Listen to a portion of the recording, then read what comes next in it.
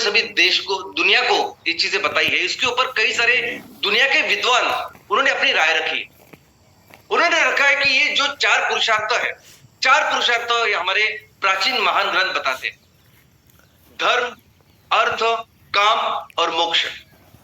तो इसके ऊपर मैक्सिमम सभी विद्वानों का यह कहना है कि इसमें सबसे पहला आता है धर्म।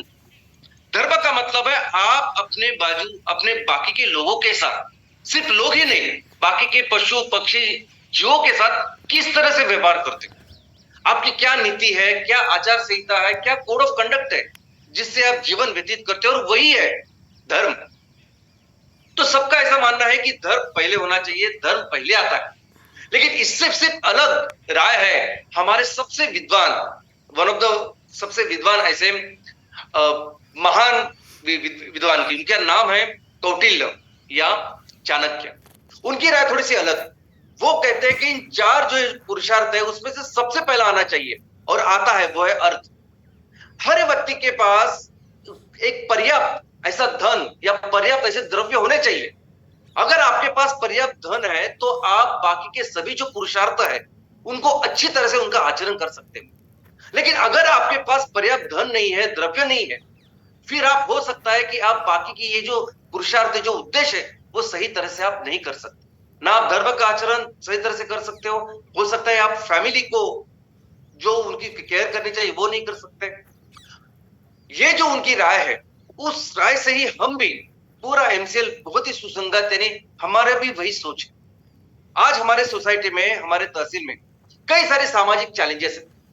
हमें शिक्षा बेहतर करनी है, हमें वहां का पानी हो, सैनिटेशन हो, मेडिकल फैसिलिटी बेहतर करना है, बेसिक जो इंफ्रास्ट्रक्चर चाहिए वो हमें बेहतर करना है, और ये सब चीजें जो हमें करनी है।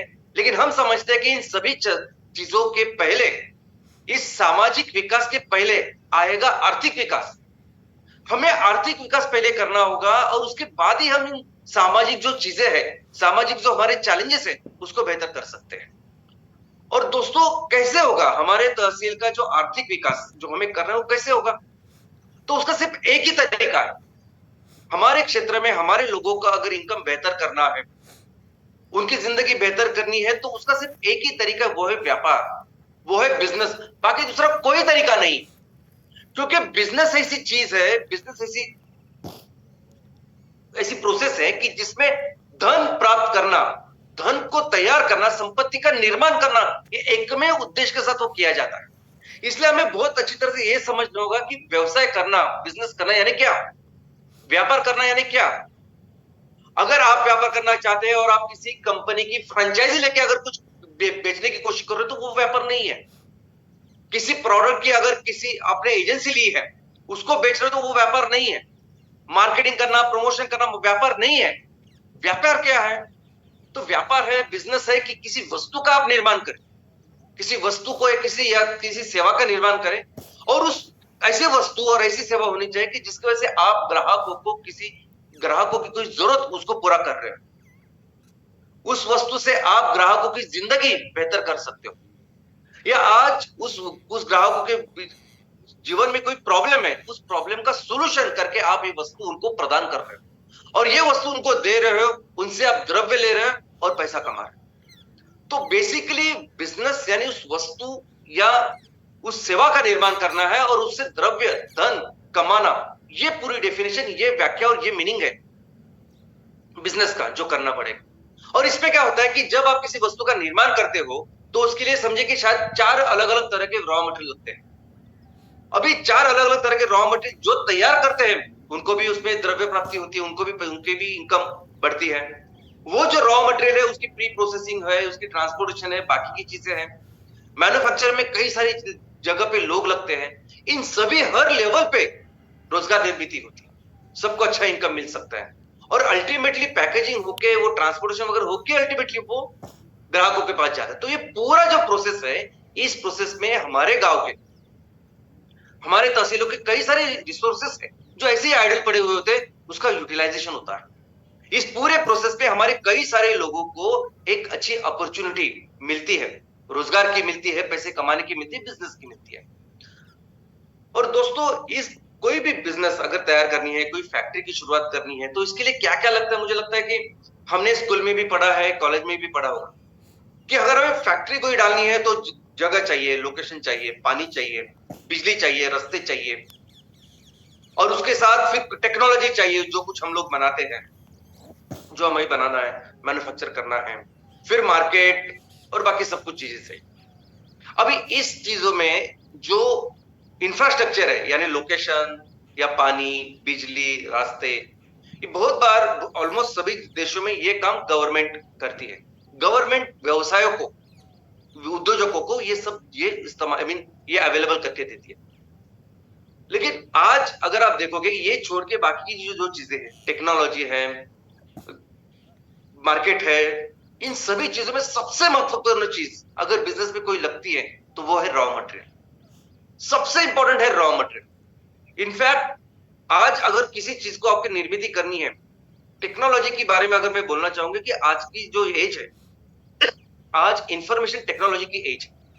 आज आपको अगर कोई चीज बनानी है तो वो कैसे बनानी है, क्या बनानी है, इसकी इंफॉर्मेशन, इसकी टेक्नोलॉजी आपको मिल जाएगी। उसके लिए जो प्लांट एंड मशीनरी चाहिए, वो प्लांट एंड मशीनरी देश, दुनिया के किसी भी कोने में अगर कोई देश बनाता होगा, वो देश, वो मैन्युफैक्चरर आपको बेच सकता है। एक वो चीज कि जिसकी वजह से वो फैक्ट्री आपके तहसील में लगेगी कि नहीं, वो फैक्ट्री आपके गांव में लगेगी कि नहीं, ये डिसाइड करता है सिर्फ और सिर्फ रॉ मटेरियल। रॉ मटेरियल इस पूरे बिजनेस केस में सबसे ज्यादा महत्वपूर्ण ऐसे होता है। तो दोस्तों, आज समझते हैं इस रॉ मटेरियल के बारे में। रॉ मटेरियल का मतलब होता है कच्चा माल। रॉ मटेरियल का मतलब होता है कच्ची सामग्री। कच्चा माल, कच्ची सामग्री, जिससे हम वो प्रोडक्ट, उस वस्तु का निर्माण करते हैं जो बेच सकते हैं। अब इस रॉ मटेरियल के अलग अलग उसका वर्गीकरण है, अलग अलग उसके प्रकार है। एक सिंपल वर्गीकरण उसका ऐसा है कि डायरेक्ट रॉ मटेरियल और indirect raw material. Direct raw material वो रॉ मटेरियल होता है कि जिससे वो चीज डायरेक्टली बन जाती है, जो वस्तु हमें बेचनी होती है वो डायरेक्टली बनता है। इनडायरेक्ट यानी उस रॉ मटेरियल से पहले दूसरी कोई चीज बनती है और बाद में जाके वो वस्तु बनती है जिसको हम मार्केट में बेच सकते हैं। ऐसा समझिए कि एक स्टील मैन्युफैक्चरिंग कंपनी है, स्टील बनाती है, उसके लिए लोहे के जो पत्थर है, आयरन ओर्स है, वो डायरेक्ट रॉ मटेरियल है, क्योंकि उस पत्थरों से डायरेक्ट स्टील बनने वाला है। लेकिन अगर वो स्टील जा रहा है किसी फैक्ट्री में मोटर बनाने के लिए, कार बनाने के लिए, तो उस कार कंपनी के लिए ये जो लोहे का पत्थर है, ये हुआ इनडायरेक्ट रॉ मटेरियल। इसके अलावा और एक इंपॉर्टेंट चीज है जो समझनी है। कुछ ऐसे रॉ मटेरियल होते हैं जिसे कहते हैं सेकेंडरी रॉ मटेरियल। अभी सेकेंडरी रॉ मटेरियल यानी क्या? तो ऐसे रॉ मटेरियल जो ऑलरेडी इस्तेमाल करे, उसका इस्तेमाल हो चुका है, और फिर से हम उसको रिसाइकल कर रहे हैं, उसको फिर से इस्तेमाल कर रहे हैं। ऐसे रॉ मटेरियल्स को जो ऑलरेडी इस्तेमाल हो चुके हैं और रिसाइकल करके हम फिर से इस्तेमाल कर रहे हैं, इसे कहते हैं सेकेंडरी रॉ मटेरियल। अब ये सेकेंडरी रॉ मटेरियल हमें जानना और समझना बहुत जरूरी है। वो क्यों? क्योंकि आने वाले दिनों में बहुत इंपॉर्टेंट चीज, एक काम, एक संकल्प हम अपने तहसील के लिए, गांव के लिए करने वाले हैं, और वो है जीरो वेस्ट तहसील। इस एक बहुत प्रमुख समस्या के ऊपर हम काम करने वाले हैं, कचरा मुक्त तहसील। आज छोटे से गांव से लेके बड़े गांव तक, बड़े शहरों तक हम देखते हैं कि ये सभी जो कचरा है, ये कचरे का भी पहाड़ बन रहा है। छोटा पहाड़, बड़ा पहाड़, सब कचरा पहाड़ों में जा रहा है, और इस कचरे की वजह से पर्यावरण की जो दुर्दशा हो रही है, जो उनका संकट हो रहा है, नुकसान हो रहा है, वो हमारे आंखों के सामने है। पोल्यूशन का सबसे बड़ा कारण आज की तारीख में ये कचरा है। लेकिन यही कचरा ये सेकेंडरी रॉ मटेरियल हो सकता है। यही कचरा अगर हम मिक्स करके नहीं, अलग अलग तरीके से ले, तो हर एक टाइप का कचरा किसी ना किसी फैक्ट्री में जा सकता है। यानी ढूंढने की भी कोशिश करने की जरूरत नहीं हमें। ऑलरेडी ऐसे कंपनीज है, फैक्ट्रीज है, मैन्युफैक्चरिंग है, जहां ये सब कचरा अगर वो अलग अलग काम करके ले तो वहां जा सकता है सेकेंडरी रॉ मटेरियल का। दोस्तों, जैसे हम अपने घर में अखबार रखते हैं, उसको फेंकते नहीं। आप कभी भी अखबार को कभी नहीं देखोगे कचरे में, वो रखते हैं 1 महीना, 1.5 महीना, 2 महीना, 2 महीने के बाद हमें 100-150 रुपए मिलते हैं शायद, लेकिन फिर भी हम रखते हैं, 2-2 महीने तक रखते हैं, क्योंकि उसकी कुछ मूल्य है। वैसे ही अगर हमने इस कचरे की जो हर चीज जो होती है अलग अलग, उसको कोई मूल्य दिया, तो फिर कोई भी उसको फेंकेगा नहीं, क्योंकि जिस ये चीज बेच के हम जो पैसे कमाएंगे, उस पैसे से एक हिस्सा हम ग्राहकों को, यानी जिनसे वो कचरा है, उसको भी देंगे। जैसे अखबारों के साथ होता है, वैसे ही सेम हम हर एक कचरे के साथ करेंगे। और दोस्तों, इसी के साथ एक बहुत बड़ी रोजगार निर्मित, एक बड़ा बिजनेस का पूरा सेक्टर हमें डेवलप करना है हर तहसील में। आने वाले दिनों में किसी भी तहसील में, किसी की गांव के बाहर एक कचरे के पहाड़ बिल्कुल दिखने नहीं चाहिए। दोस्तों, ये बिजनेस का जो पूरा एक साइकिल होता है, साइकिल कहते हैं कि जिसमें बिजनेस के लिए जो रॉ मटेरियल होते हैं, उस रॉ मटेरियल को उत्पादन करना, उसका ट्रांसपोर्टेशन, प्री प्रोसेसिंग, मैन्युफैक्चरिंग करके उसको फिर पैकेजिंग करना, उसको लेके जाना, ग्राहकों को बेचना और ग्राहकों से पैसे मिलाना, लेना, वो पैसे सब में बांटना और इनकम जनरेट करना, ये पूरा जो चीज होती है ना, इसे कहते हैं बिजनेस साइकिल। ओके, तो बिजनेस साइकिल पूरा करना होता है।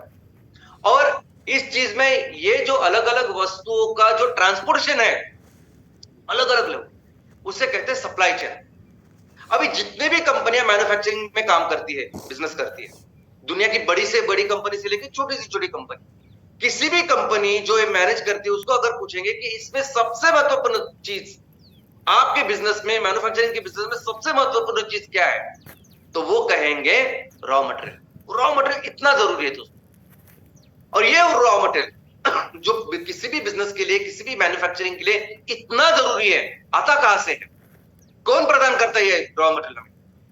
तो ये रॉ मटेरियल हमें प्रदान करता है हमारी प्रकृति। ये रॉ मटेरियल हमें देता है हमारी धरती मां, हमारी पृथ्वी। कोई भी सेक्टर हो, आज हमारे आंखों के सामने कोई भी सेक्टर अगर आपको दिखाई दे रहा है, कोई भी बिजनेस, कोई भी मैन्युफैक्चरिंग, इसके लिए जो रॉ मटेरियल आता है, वो रॉ मटेरियल सिर्फ और सिर्फ आता है हमारी इस प्रकृति से, हमारे इस धरती मां से। 3 अलग अलग तरीके हैं जिससे ये रॉ मटेरियल हमें ये प्रकृति प्रदान करती है। सबसे पहले जो तरीका है वो है माइनिंग, वो है खनिकरण, यानी जमीन की खुदाई करना और उससे रॉ मटेरियल निकालना। अभी इस पूरे चीज को, माइनिंग को, एक तो बहुत ज्यादा डेवलप हो चुकी है और इससे कई सारे प्रोडक्ट आज की तारीख में निकलते हैं। दुनिया के मैक्सिमम बिजनेसेस आज इसी चीज के ऊपर चलते हैं। इसमें नंबर 1 है फॉसिल फ्यूल, जीवाश्म ईंधन। हम जमीन के अंदर जाके खुदाई करके नीचे जो इस पत्थरों में जो जीवाश्म ईंधन तैयार हुआ है लाखों सालों के ऊपर, उसको हम निकालते हैं। अभी इसमें क्रूड ऑयल है, इसमें प्राकृतिक गैस है, इसमें कोयला है, ये सभी तरह के जो ईंधन और ऊर्जा के लिए हम इस्तेमाल करते हैं, सभी जीवाश्म ईंधन इस माइनिंग से हमें मिलते हैं, यानी ये रॉ मटेरियल हमें मिलते हैं, फिर उससे रिफाइनिंग वगैरह होकर वो प्रोडक्ट बनते हैं। दूसरे है मेटल्स, खनिज बेसिकली। अभी इस खनिज से क्या होता है कि हम अलग अलग तरह के धातु बनाते हैं। ये खनिज कंस्ट्रक्शन में भी जाते हैं। खनिज किसे कहते हैं?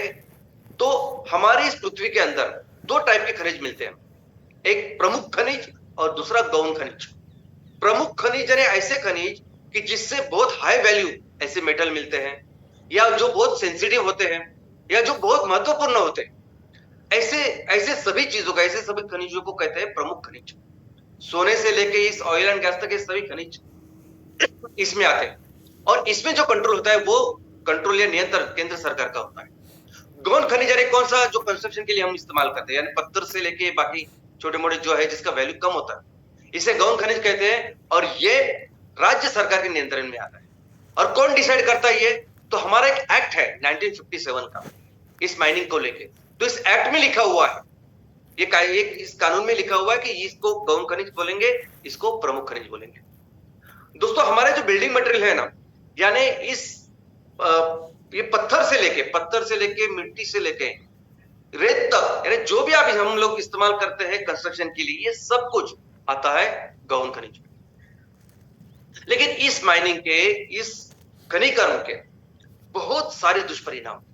सबसे बड़ा तो दुष्परिणाम यह है कि आज के तारीख में सबसे ज्यादा जो खनिकरण हो रहा है, माइनिंग हो रही है, वो हो रही है इस जीवाश्म ईंधन के लिए, और उसमें भी सबसे ज्यादा हो रही है इस कोयले के लिए। मैं अपने ही देश की बात करूं तो अपने देश में सबसे ज्यादा कोयला हम इस्तेमाल करते हैं, दुनिया में दूसरे स्थान पे है। और हमारे यहाँ इतने इस कोयले की खदानें हैं, इतनी माइनिंग होती है, और ये सभी की सभी माइनिंग है बहुत घने जंगलों में। भारत देश की जितने भी कोयले की खदानें हैं वो घने जंगल में है। आप सोचिए उस जंगल में रहने वाले पशु पक्षी जीव कितना नुकसान हम लोग कर रहे हैं, इस पर्यावरण का और इस प्राकृतिक संतुलन का कितना बड़ा नुकसान हम कर रहे हैं। उसी के साथ यहाँ इस जंगलों में रहने वाले हमारे आदिवासी भाई बहन हैं, उनके परिवार है, अभी उनका सिर्फ विस्थापन नहीं होता दोस्तों, ये सिर्फ विस्थापित नहीं होती इस खदानों को, पूरी जिंदगी उनकी बदल जाती है। इतने सारे संकटों का सामना उनको करना पड़ता है। माइनिंग के यानी जितने आप बोलोगे उतने प्रॉब्लम्स आज इस माइनिंग की वजह से। और इस माइनिंग का, इस खनिकर्म का एक लिमिटेड रोल होगा अगर हमें सस्टेनेबल इकोनॉमी करनी। देखो सस्टेनेबल इकोनॉमी यानी क्या, तो सस्टेनेबल इस चीज का एकदम सिंपल अर्थ है, यानी अगर वो चीज हम आगे के हजारों सालों तक अगर कर सकते हैं ना तो उसे कहेंगे हम सस्टेनेबल। अभी अगर माइनिंग के बेस के ऊपर हम इकोनॉमी का निर्माण करते हैं, अगर माइनिंग के बेस पे हम अपने आर्थिक विकास की योजना करते, उसको चलाते, तो वो बिल्कुल सस्टेनेबल नहीं, वो नहीं चलेगा हजारों साल, हमें पता है। तो माइनिंग का बेसिकली लिमिटेड रोल होना चाहिए। मेटल्स हम लोग उससे निकालने चाहिए और मेटल्स कंटिन्यूसली रिसाइकल होने चाहिए, बस इतना ही रोल होना चाहिए, लेकिन उसका ज्यादा है। दूसरा जो तरीका है जिससे ये प्रकृति हमें रॉ मटेरियल प्रदान करती है वो है वनस्पति। वनस्पति से हमें रॉ मटेरियल मिलता है। तीसरा जो प्रकार है कि जिसकी वजह से ये जिस तरीके से ये प्रकृति, ये धरती माँ हमें रॉ मटेरियल प्रदान करती है वो है एनिमल्स, प्राणियों से मिलने वाला रॉ मटेरियल। तो हमने देखा कि ये तीन तरीके हैं। हमने देखा कि माइनिंग जो है, खनिकर्म जो है, उसका बहुत लिमिटेड रोल होना चाहिए और है आइडियली। तो बेसिकली जो मैक्सिमम रॉ मटेरियल आना चाहिए वो किससे आना चाहिए, वो वनस्पति और एनिमल्स, प्राणी, बस इनसे ही आना चाहिए। और सिस्टमैटिकली वनस्पति से रॉ मटेरियल तैयार करना, सिस्टमैटिकली जानवरों को अपने साथ उनका ख्याल रखना, उनसे अलग अलग उत्पादनों का निर्माण करना, ये हम किसमें करते हैं, तो ये हम करते हैं एग्रीकल्चर, ये करते हैं हम खेती में। इसलिए अगर हमें सस्टेनेबल इकोनॉमी का निर्माण करना है, उसके लिए सस्टेनेबल रॉ मटेरियल चाहिए, तो उसका एक ही चीज है, उसका एक ही सवाल, उसका एक ही आंसर है, एक ही तरीका है करने का, वो है खेती। और खेती का मतलब यानी सब कुछ आता है इसमें, खेती करना भी है, इसमें फलोत्पादन भी है, पशुपालन भी है, फिशरीज भी है, मत्स्य व्यवसाय भी है, सब कुछ सस्टेनेबल रॉ मटेरियल के तरीके। दोस्तों अगर हम लोग वनस्पति की बात करें, यानी पेड़ों से हमें जो कुछ चीज मिलते हैं, खेती करके हमें जो चीज मिलते हैं, उसमें आप देखेंगे तो ऑलमोस्ट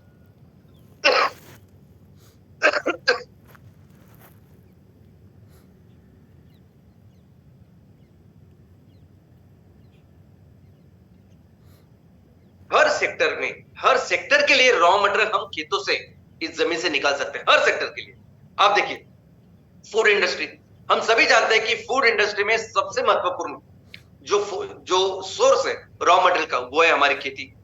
लेकिन इसके अलावा ईंधन में भी हमने देखा है कि बायोफ्यूल, रियल सस्टेनेबल फ्यूल, कोई जरूरत नहीं इतनी बड़ी बड़ी खदानें तैयार करने की।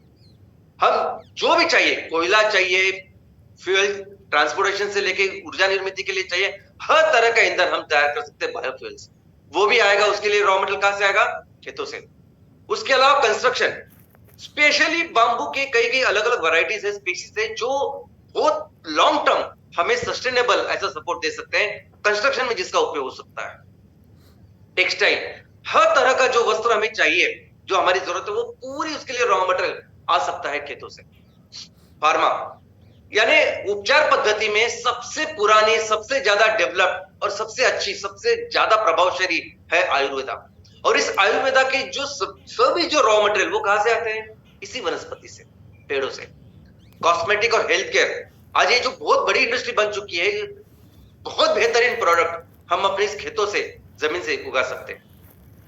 इनफैक्ट कोई भी चीज, यानी सुबह हम जो ब्रश करते हैं, जो टूथपेस्ट लेके ब्रश करते हैं, उससे लेके हम रात को सोने के लिए जो ऑयल का इस्तेमाल करते हैं बच्चों के लिए, हर चीज, यानी आपके किचन से जो चीज आपको लगती है, टॉयलेट के लिए जो चीज क्लीन करने के लगते हैं, हर चीज का जो उपयोग या हर चीज का जो रॉ मटेरियल है, वो रॉ मटेरियल हम इस खेतों से निर्माण कर सकते हैं और उसका उपयोग कर सकते हैं। वैसे अगर आप एनिमल्स की बात करेंगे, अगर हम प्राणियों की बात करें, तो उनसे भी कई सारी चीजें मिलती है, कई सारा रॉ मटेरियल मिलता है। तो एक बड़ी इंडस्ट्री उससे डेवलप होती है, वो फूड प्रोडक्ट्स। यानी हम देख सकते हैं कि इन प्राणियों से मिलने वाली कई सारी चीजें, उसका अपने आप में एक बहुत बड़ा सेक्टर है। उसके अलावा आयुर्वेदा, कॉस्मेटिक्स में लगने वाले सभी जो प्रोडक्ट्स है, उत्पादन है, ये कई सारे उत्पादन ये एनिमल बेस है, जो बहुत बेहतरीन है। इसके अलावा रेशम वस्त्र हो, इसके जैसे वस्त्रों का निर्माण हो, या लेदर की कई सारी चीजें, ये सभी जानवर हमें प्रदान करते हैं। फिशरीज, मत्स्य व्यवसाय भी एक तरीका है कि जिससे बहुत सारा रॉ मटेरियल आ सकता है। फूड इंडस्ट्री के लिए आ सकता है, अगेन आयुर्वेदा, अगेन कॉस्मेटिक्स, इन सभी चीजों के लिए fisheries can be a good raw material. Forest, जंगल भी एक बहुत बड़ा एक सोर्स है रॉ मटेरियल का। इनफैक्ट जंगलों के कई सारे ऐसे उत्पादन है, कई चीज है कि जो रॉ मटेरियल करके हम इस्तेमाल कर सकते हैं और बहुत बेहतरीन ऐसे प्रोडक्ट हम तैयार कर सकते हैं। और इस पूरे परिस्थिति में ऐसा देश जो सबसे ज्यादा सस्टेनेबल रॉ मटेरियल बनाता हो, ऐसा देश जिसमें सबसे ज्यादा एग्रीकल्चर खेती हो सकती है, ये सभी तरह के रॉ मटेरियल की निर्मित हो सकती है, ऐसा देश अगर पूरी दुनिया में कोई है तो वो है भारत। दोस्तों, कोई भी इंडस्ट्री आप लीजिए, आज जो भी इंडस्ट्री में लोग बिजनेसेस कर रहे हैं, फैक्ट्रीज है, उनकी मैन्युफैक्चरिंग है, फैसिलिटीज है, हर चीज के लिए हम रॉ मटेरियल अपने खेतों से ले सकते हैं, पशुपालन करके ले सकते हैं, मत्स्य व्यवसाय करके ले सकते हैं। लेकिन आज ऐसा नहीं हो रहा। आज कोई भी इंडस्ट्री हो, किसी भी सेक्टर में लोग जो काम कर रहे हैं, कंपनियां काम कर रहे हैं, वो कहां से रॉ मटेरियल लाते हैं, कहां से उनको रॉ मटेरियल मिलता है? तो वो रॉ मटेरियल आज वो खेतों से नहीं ले रहे, वो रॉ मटेरियल वो ले रहे हैं इस पेट्रोकेमिकल से, वो रॉ मटेरियल आज वो ले रहे हैं इस क्रूड ऑयल से। इनफैक्ट आप देखोगे कि हर सेक्टर, अभी फर्टिलाइजर, खाद का जो सेक्टर है, बेसिकली वो खाद बिल्कुल नहीं आना चाहिए क्रूड ऑयल से, वो खाद आना ही चाहिए सिर्फ और सिर्फ वनस्पति से, वनस्पति प्राणियों से, उनसे आना चाहिए खाद। और क्योंकि वो 100% जाता है हमारा खाना बनाने के लिए। लेकिन आज हम लोग क्रूड ऑयल से ले रहे हैं और उसका परिणाम हम देख रहे हैं कितना कैंसर फैलता जा रहा है। वस्त्र 100%, 80% तक तो हम लोग इस्तेमाल कर रहे हैं। आज जो भी वस्त्र का निर्माण, जो भी हम लोग पहनते हैं, इस्तेमाल कर रहे हैं, 80% क्रूड ऑयल से आ रहा है। फर्नीचर, मैक्सिमम फर्नीचर आज क्रूड ऑयल से आ रहा है। कॉस्मेटिक्स बोलिए, पेंट बोलिए, हर चीज के लिए आज जो रॉ मटेरियल बन रहा है, वो रॉ मटेरियल बन रहा है किससे? तो क्रूड ऑयल से। दोस्तों, आपने कभी गौर किया कि कैसे यूरोप में छोटे छोटे देश है, लेकिन उनकी इकोनॉमी कितनी बड़ी है? अमेरिका भले ही वो आकार से बड़ा हो, लेकिन उसके पास इतनी खेती नहीं है। भारत जैसी जितनी खेती है, वो ना अमेरिका के पास है, ना जापान के पास है, ना यूरोप के पास है। और यूरोप, उसके बहुत सारे राष्ट्र तो हमारे राज्यों से बहुत छोटे छोटे हैं, फिर भी इतनी बड़ी इकोनॉमी का निर्माण। टेक्सटाइल इंडस्ट्री में सबसे बड़ी बड़ी जो कंपनी है वो यूरोप में है, कॉस्मेटिक में सबसे बड़ी बड़ी कंपनी है वो यूरोप में है। तो फिर ये लोग ये जो मैन्युफैक्चरिंग करते हैं, लाते कहां से रॉ मटेरियल? तो ये बेसिकली रॉ मटेरियल लाते हैं इस क्रूड ऑयल से। और ये इतने होशियार है कि इस क्रूड ऑयल के लिए लगने वाला जो रॉ मटेरियल है, उसके लिए जो रिफाइनरी चाहिए, क्रूड ऑयल से वो रिफाइनरी होगी, उस रिफाइनरी से पेट्रोल डीजल नहीं बनता, तो इस रिफाइनरी से ये सब रॉ मटेरियल बनता है। वो क्रूड ऑयल की रिफाइनरी भी वो नहीं लगाते, कोई जरूरत नहीं, वो आउटसोर्स करते हैं। और कौन करता है, कौन उनको देता है ये सब रॉ मटेरियल तैयार करके? भारत। दोस्तों, आप सुन के ताज्जुब होगा, लेकिन हमारे देश का नंबर 1 जो एक्सपोर्ट है, सबसे ज्यादा एक्सपोर्ट है, वो क्या है? तो नंबर 1 पे है ये मिनरल फ्यूल्स, ये रॉ मटेरियल जो क्रूड ऑयल से बन रहा है। हमारे देश में रिलायंस की सबसे बड़ी रिफाइनरी है, सबसे बड़ी कैपेसिटी। इतने साल से रिलायंस रिफाइनरी में एक्चुअली उनका बिजनेस क्या है? यही तो है, क्रूड ऑयल लाना, उससे अलग अलग रॉ मटेरियल बनाना और फिर से एक्सपोर्ट करना। रिलायंस कभी भी रिटेल आउटलेट यानी डीजल पेट्रोल बेचने में नहीं थी, यही बिजनेस था। अभी कुछ दिनों से है जो हमारे सामने है, लेकिन उनका बिजनेस आज भी वो है। और हमारे पूरे देश का अगर आपने एक्सपोर्ट देखा तो नंबर 1 पे ये चीज है। लेकिन दोस्तों, ये अभी ज्यादा देर तक नहीं कर सकते। इन्हीं चीजों की वजह से, यही जो नॉन सस्टेनेबल, ये जो गलत काम हम लोग कर रहे हैं, इसी की वजह से अभी आज इतने बड़े संकट में है।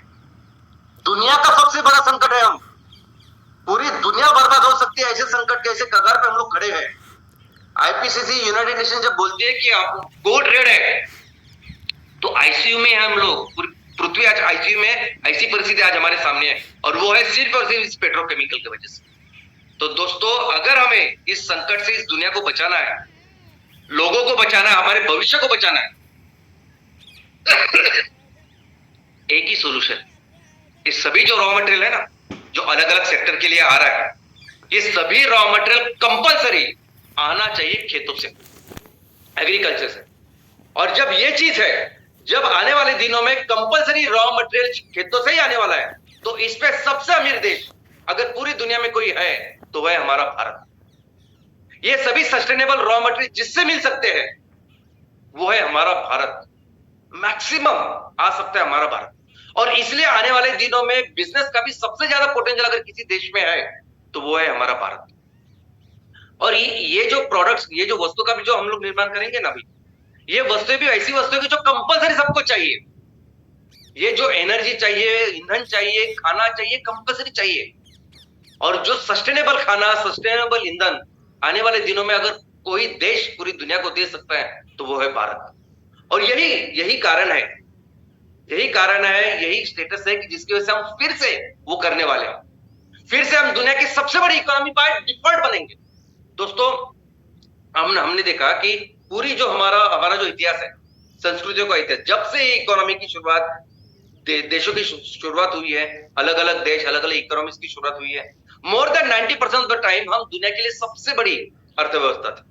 दुनिया के लिए 40% से ज्यादा जीडीपी हम बना रहे थे। और वो फिर से बनेगा, अभी फिर से वो बनेगा। फिर से भारत दुनिया के लिए सबसे ज्यादा इनकम या जीडीपी का निर्माण करेगा। और इस निर्माण में, इस पूरे प्रोसेस में हमारे ये जो फैमिलीज है ना, ये जो हमारे परिवार है, लोग है, इनका जो इनकम है कम से कम 6 से 8 गुना, 10 गुना तक बढ़ेगा। ये बाय डिफॉल्ट बढ़ेगा।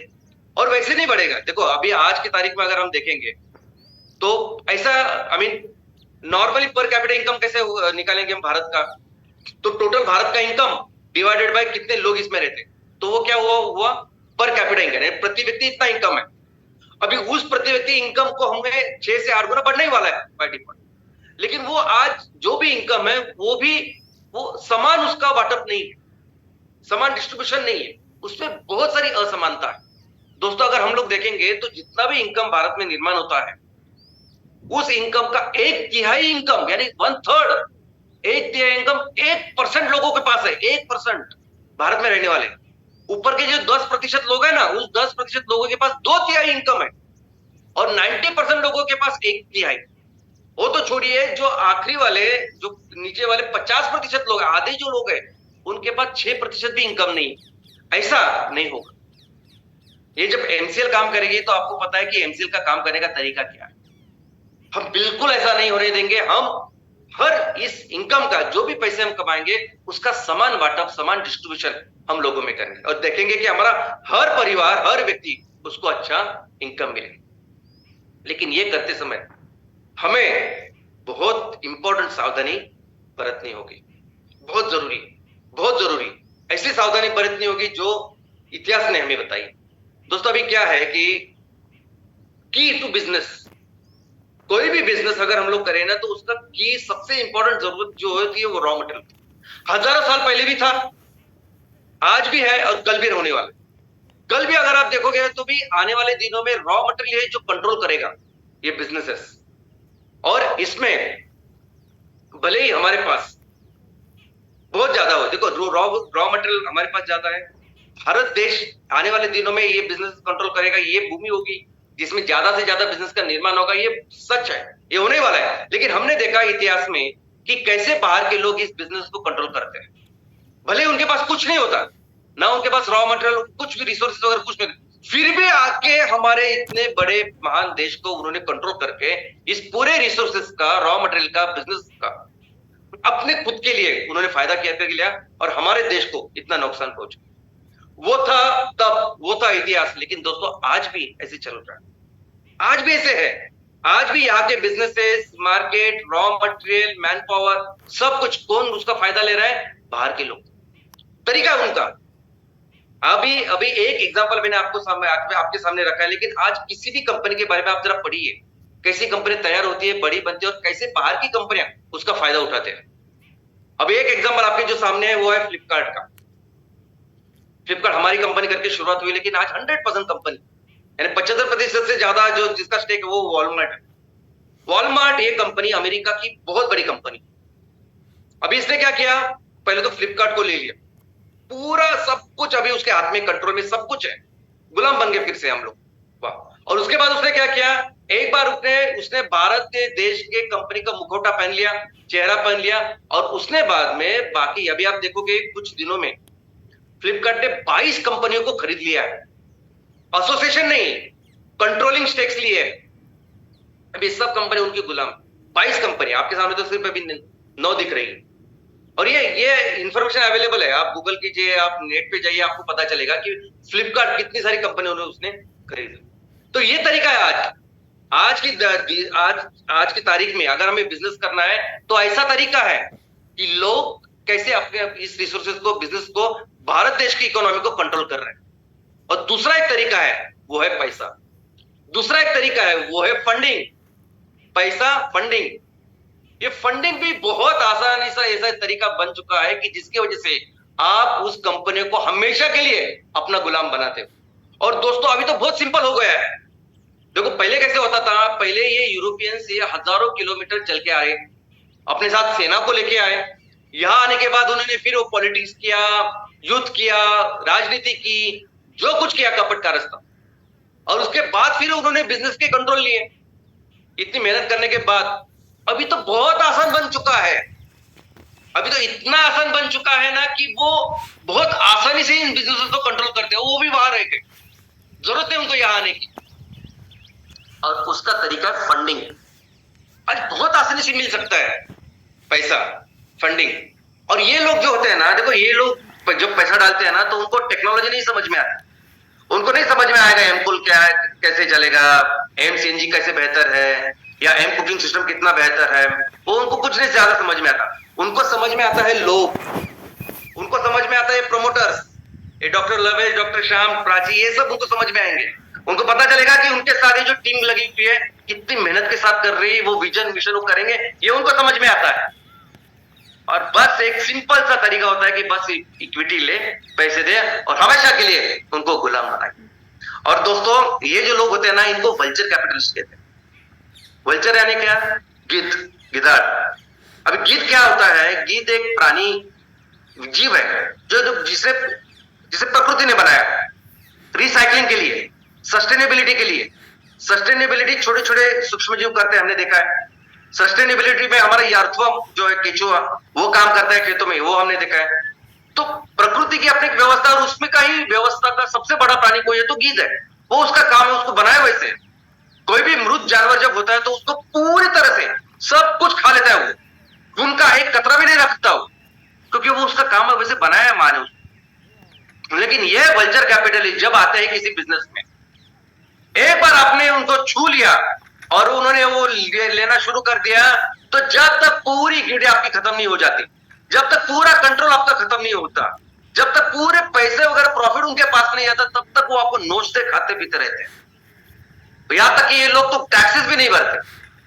भारत में जो कंपनी को एक्विजिशन करते हैं उसके टैक्सेस भी नहीं भरते, गवर्नमेंट को भी पैसा नहीं देते। इस तरह कैसे लोग? नहीं, अभी नहीं, बिल्कुल नहीं, नहीं करेंगे हम। ये लोग जो है ना दोस्तों, ये लोग अभी उस पॉलिटिक्स में ना इंटरेस्टेड नहीं है, एडमिनिस्ट्रेशन में इंटरेस्टेड नहीं। अभी कोई आजादी विजादी के लिए कुछ नहीं होगा। एक बार ये लोग आ गए तो हमेशा के लिए अभी आ रहे हैं। हमेशा के लिए जो सस्टेनेबल इकोनॉमी है, उसका जो सबसे अमीर देश जो है, जहां ये होने वाला है सबसे अमीर, वो सिर्फ और सिर्फ भारत में होने वाला है। एक बार ये आ गए तो ये कभी इसके बाद नहीं चाहेंगे, और इसलिए हमें होने नहीं देंगे। आपको अंदाजा नहीं है, लेकिन एमसीएल इतनी स्ट्रांग पोजीशन में आज, अगर हमको फंडिंग चाहिए, अगर हमको पैसे चाहिए, कितने भी ज्यादा चाहिए, आज दुनिया में सबसे ज्यादा पैसे जिसमें लगाए जाते हैं वो है renewable oil and gas. 142 lakh crore एक साल में वो इन्वेस्ट होता है उसमें, उससे ज्यादा भी बढ़ रहा है। और इसमें एमसीएल की जो स्ट्रांग, जो भूमिका, जिस लेवल पे एमसीएल है, आप अंदाजा नहीं कर सकते। हमको पैसे चाहिए ना, तो हम कभी भी सिर्फ हाँ बोलो तो बहुत सारे लोग हमें पैसे दे सकते हैं, हमेशा के लिए दे सकते। कोई जरूरत नहीं इतना सब कुछ शेयर करने की, इतनी मुश्किल करने की, लेकिन फिर भी हम काम कर रहे हैं, मेहनत कर रहे हैं, दिन रात मेहनत कर रहे हैं, दिन रात कोशिश कर रहे हैं कि हम लोग अपने इस पे करें, क्योंकि हम ये कंट्रोल कभी नहीं देंगे, कभी नहीं देंगे। हमको पता है इसके आगे क्या होगा। हम कभी अपना कंट्रोल, अपने किसानों का भविष्य, हमारे लोगों का भविष्य, हमारे देश का भविष्य किसी भी ये लोगों के फॉरेन के हाथ में बिल्कुल बिल्कुल देंगे नहीं। हम ख्याल रखेंगे हमारे लोग, हम ख्याल रखेंगे हमारे किसानों के भविष्य का, हमारे लोगों का भविष्य, और करेंगे हम। कोई बड़ी बात नहीं, ज्यादा मेहनत हम लोग हमें करनी पड़ेगी शुरुआत के कुछ दिन, बस उतना ही, लेकिन करेंगे। और जितनी हमारी कैपेबिलिटी है, जितना पोटेंशियल हमारे देश का है, हमारा है, कि दुनिया की सबसे बड़ी इकोनॉमी बनाएंगे, वो बनाएंगे। हर परिवार को एक बहुत अच्छा इनकम दिलाएंगे, हर घर को एक अच्छा इनकम दिलाएंगे, ताकि वो हर त्योहार को बहुत धूमधाम से, बहुत आनंद के साथ वो उसको मनाए, और मिलकर हम अपने देश को फिर से दुनिया का सबसे महान राष्ट्र देश बनाए। जय हिंद, जय हिंद, धन्यवाद।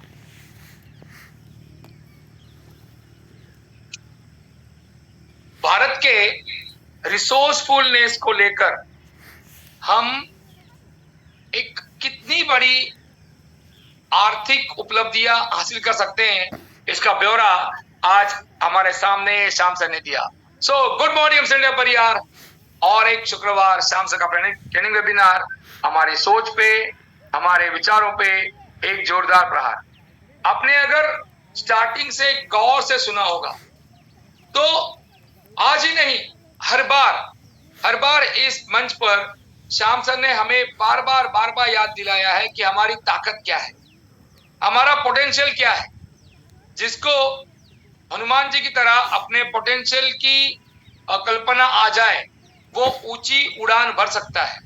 और वही काम हर एक सत्र में श्याम सर करते हैं। उन्होंने आज भी किया, उन्होंने झुकने से इनकार कर दिया ब्रिटिश इंडिया वर्जन 2 बनने से, और स्वीकारा एक ही चीज को कि हम भारत को भारतीयता से नंबर 1 बनाए, और जो शामिल होंगे हम, आप और हम सब। हम ही आज अपने देश की सही मायने में, एमसीएल सही मायने में आज अपने देश की वो उम्मीद है, जो उम्मीद सच मायने में हर घर में दिवाली ला सकती है। सच मायने में अगर कोई दिया जलना चाहिए हर घर में, तो वो एमसीएल का होना चाहिए, और उसके लिए कटिबद्ध होना पड़ेगा आपको और हम सबको। जी हाँ, आह्वान आएंगे पर हम जीतेंगे, और जरूर जीतेंगे। ये इस दिवाली के मौके पर हम सबको श्याम सर ने आश्वस्त किया है। पाकिस्तान स्टोरी को याद करिए, एक ब्लूम की स्टोरी है। देखिए उसके अंदर कितनी सच्चाई छिपी है, देखिए उसके अंदर कितनी इन्फ्लुएंस छिपी है। प्रेरणा है, प्रेरणा, उन प्रेरणा से हमको जागना पड़ेगा, और तब जाके हम बना पाएंगे इंडिया को ग्रेट अगेन। जी हाँ, थैंक यू वेरी मच परिवार, all our MVPs, MSS, our prime consultants, channel partners and all the stakeholders। जी हाँ, मैं शान से कहूंगा, हम सबको इस देश की मिट्टी का वास्ता है, और एमसीएल सुलम सुफलाम भारत का रास्ता है। जय हिंद, जय एमसीएल।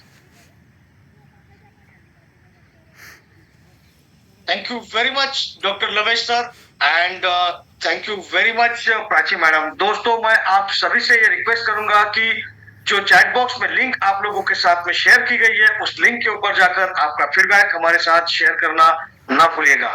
दोस्तों, इसी के साथ मैं शुक्रिया अदा करना चाहूंगा डॉक्टर श्याम घोलप सर का, आज जिन्होंने फिर एक बार बताया कि किस प्रकार से हम अपने बलबूते पर, अपने दम पर दुनिया की नंबर 1 की अर्थव्यवस्था बन सकते हैं, और वो सारे रिसोर्सेज जिसकी जरूरत है, जो दुनिया में किसी भी और देश के पास नहीं है, वो सारे रिसोर्सेज आज हमारे पास, हमारे देश में उपलब्ध है, और इन्हीं का उपयोग करके फिर एक बार हम दुनिया की नंबर 1 की अर्थव्यवस्था तो बन ही सकते हैं, साथ ही साथ हमारे सभी परिवारों को भी अच्छा इनकम दिलवा सकते हैं। और दोस्तों, इसकी सबसे महत्वपूर्ण कड़ी होंगे आप। तो दोस्तों, इन सभी चीजों के लिए आप लोगों को भी अपना योगदान देना ही होगा। तो चलिए, इसी भावना के साथ में हम फिर एक बार ये शपथ लेते हैं कि इस पूरे प्रयास में हम डॉक्टर श्याम घोलप सर के इस सपने को पूरा करने के लिए जी जान लगा देंगे। दोस्तों, आप सभी जो हमारे सारे नेशनल सस्टेनेबिलिटी कंसल्टेंट्स, हमारे सारे बीडीएस, हमारे सभी एमएसएस, सारे एमवीपी और हमारे सारे स्टेक होल्डर्स जो इस सारी सफर का एक महत्वपूर्ण हिस्सा है, आप सभी के इन प्रयासों को मैं वंदन करता हूं। आपका विश्वास ये बहुत बड़ी हमारी ताकत है। थैंक यू वेरी मच दोस्तों। चलिए, इसी के साथ में मैं मंगेश शेलार, आपका होस्ट, आप सभी से रजा लेने से पहले ये कहूंगा कि आप अपने परिवार का और संपूर्ण एमसीएल परिवार के सेहत का ख्याल रखिएगा। चलिए मिलते हैं फिर एक बार दोबारा अगले शुक्रवार, तब तक के लिए धन्यवाद।